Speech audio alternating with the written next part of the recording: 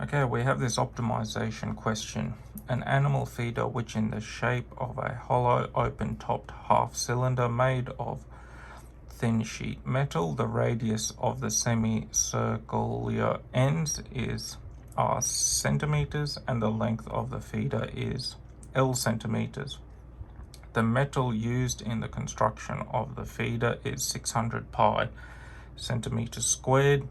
Calculate the dimensions, the maximum the maximum volume the feeder can hold. So it's asking us to do two things: calculate its dimensions and then calculate the maximum volume it can hold. And my first step is to draw the diagram. So it is open and it's only considering half. So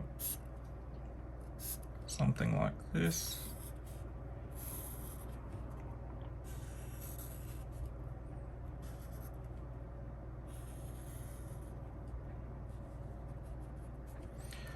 Okay, so we have two semicircular ends on each side, and the circular ends has a radius of R and a length of L. Okay, and that's all we're given with a surface area of 600 pi centimeters squared, which is used all over for this animal feeder. And we're being asked to find the maximum volume of the feeder, and that will be, I'll move the book down, sorry.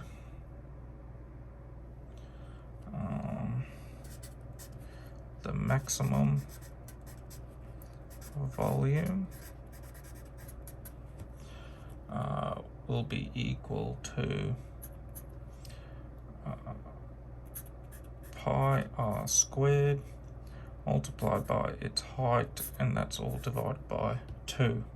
So it's half a cylinder and it's hollow, and we're going to substitute in some values.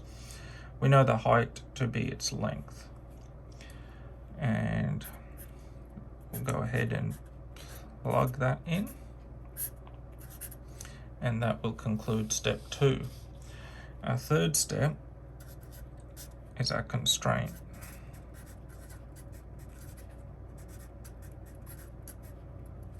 And we're constrained to 600 pi centimeters squared, and that is our surface area.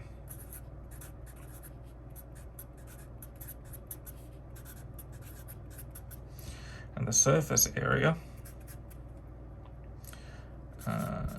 is equal to the two semicircles, which will be formed as one full circle, so pi r squared plus pi r L, which is the circular part that holds them together, that holds the circular ends together.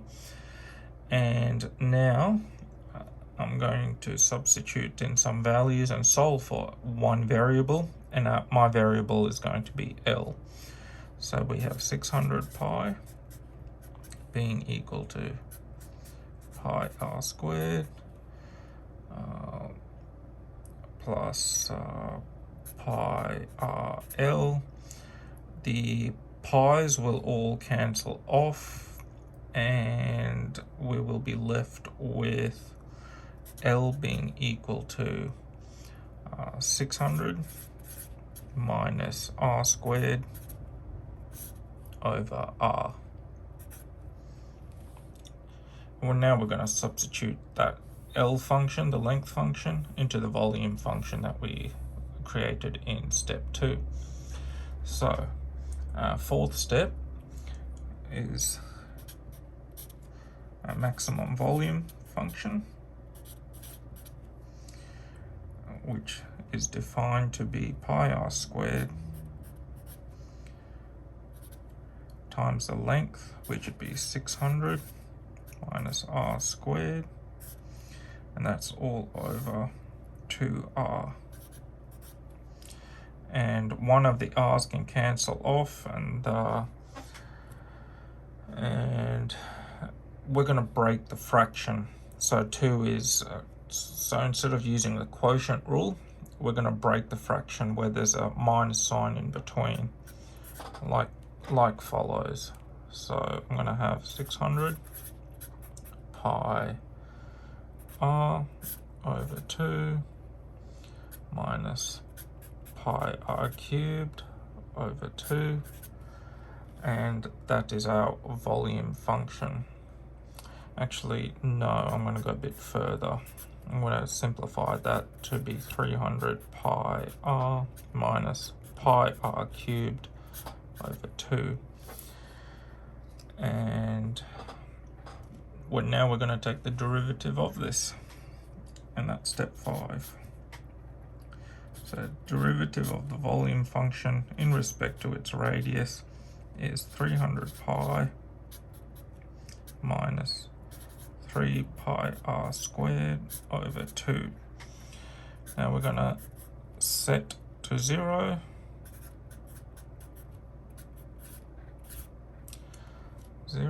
And we will have on left of the equal sign 3 pi r squared over 2. Yep, being equal to 300 pi, and we're going to solve for the radius. I'll just get a new sheet of paper.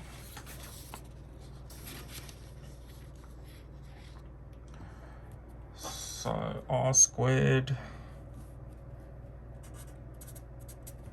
will be equal to 200, and so r will be equal to square root of 200, and pulling it down to its primes, we will get 10 over 2 centimeters, and that's our radius. Now we got a value for our radius. We can plug in that value to find L, which by doing so we will get 600, take away 200 over r, which we worked out to be 10 root 2, and we will get a length being equal to 40 over 10 root 2. And that is our length. We can now calculate the volume. So we said earlier from step 2, I'll write it down again, that the volume function, maximum volume, will be pi r squared times the length over 2, and we know that to be pi r squared is 200 multiplied by the length, which we worked as 40, and that is 10 root 2, and that is being multiplied by 2. We will get the volume as 4,000 pi over root 2 centimeters cubed, and that is our answer. So it has a volume of 4,000 pi over root 2 centimeters cubed, a radius of 10 root 2 centimeters, and a length of 40 over 10 root 2 centimeters. And there we go.